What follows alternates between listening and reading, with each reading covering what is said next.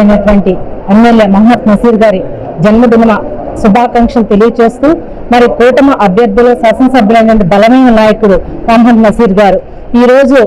ప్రభుత్వం వచ్చిన తర్వాత ప్రజల అభిష్టాల వరకు ఏవైతే హామీలు ఇచ్చినారో ప్రభుత్వం మనకి ఎటువంటి ప్రజల సేవకులు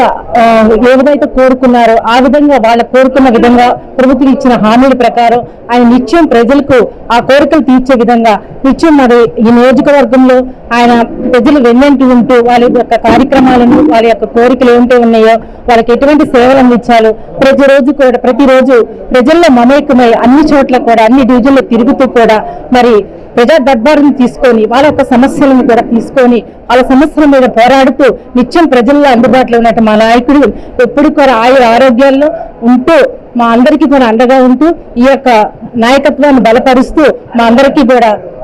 అండగా ఉండాలని కోరుకుంటూ అలాగే ప్రజలకు